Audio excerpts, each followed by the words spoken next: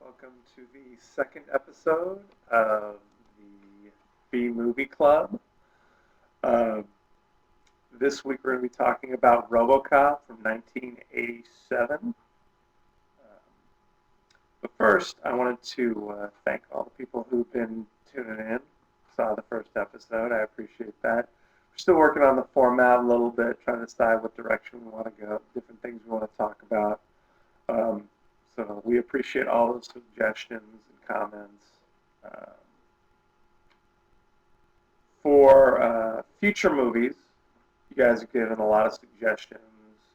The Hills Have Eyes came up. The movie always seems to remind me about the desert. I don't know why. Probably not a good thing. Other suggestions are Toys, Zombie Lake. That's a good one too.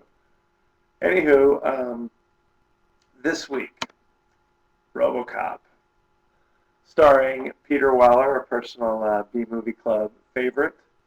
It also has Nancy Allen, who you might remember from Dressed to Kill. She's also in Carrie. She was in a few other films. Also, Ronnie Cox was in that. He was in St. Elmo's Fire. He was also like the kindly Detective Bogomil in Beverly Hills Cop movies. What's funny about this movie is the villain is Kurtwood Smith, who played Clarence Boddicker in Robocop. He was also more famously, and perhaps more recently, known as the father from That 70s Show. Totally different role for him. And also, the guy who invented Robocop, his name is Miguel Ferrer. He's actually George Clooney's cousin. So that's kind of an interesting little tidbit there. If you're not familiar with Robocop, it takes place in like the near future, I guess, in old Detroit, where, believe it or not, there's a bit of a crime problem in Detroit. Yeah, I know, shocker.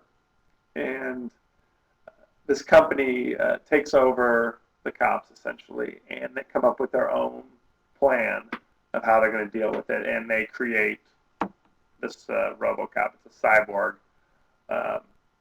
Peter Weller is the police officer who was, I guess, originally from like the nice, cushy suburban precinct, and he gets transferred into the more tough neighborhood, the rougher neighborhood, and of course on his first day he gets killed.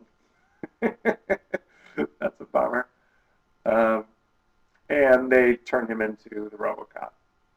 So, good stuff. Some trivia about this particular movie. They had a bunch of different people who were up for the role, or considered for the role. Arnold Schwarzenegger was considered for the role. Tom Berenger was considered for the role. Lance Henriksen and Michael Ironside were all considered for the role.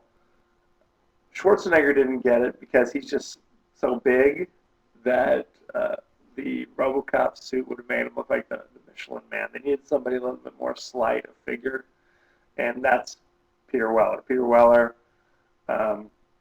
you know him from Buckaroo Banzai, Screamers. He was actually on the last season of Dexter, if you like that show. He's a lot thinner and skinnier, so he was able to fit into the Robocop suit. What's funny is he he worked with this mime trainer to get the kind of robotic moves just right. And when they finally slapped the suit on him, which took like 11 hours to get into, it was so bulky he had to go back from scratch and learn all new moves because it was just like all of his crazy, all of his miming just wasn't going to work. it was so hot in that suit of armor that he lost like something like 3 pounds or 3 gallons of water each day until they finally had to put in like an air conditioner in it. He almost quit after the first couple of days because it was just so ridiculous. Um, Another interesting story is in Sacramento when this movie came out, there was I think some kind of robber was on the run from the cops, and to avoid the cops, he snuck into a movie theater and sat down, and they were showing Robocop, and it was such an interesting movie or so engrossing that he literally just started watching the movie and totally forgot about the cops. It wasn't until a few minutes later when the cops basically turned on the lights and had him surrounded that he realized what he'd done. So if that's not a glowing endorsement, I don't know what is. Anyway, RoboCop, he has 3 directives, which is uphold the law, protect the innocent, and serve the public trust. And this last rule that he has to abide by, they're like his programs. Serve the public trust was inspired by a fortune cookie. So that's good to know. The body count for this movie is surprisingly low, I guess, for these action films. Only 30 people were killed. So I guess that's something. And one of the big lines that is heard over and over, and people always laugh hysterically when they say it in this movie, is "I'd buy that for $1." There was a show that they kept showing.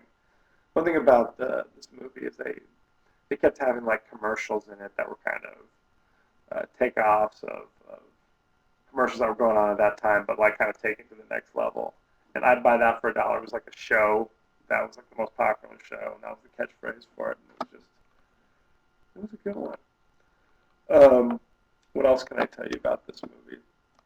Rotten Tomatoes gave it an 88% fresh, which of course is great. It actually spawned 2 sequels. Peter Weller was in the second one, but by the third one, he's like, you know what, enough's enough. So they had to bring in some other guy.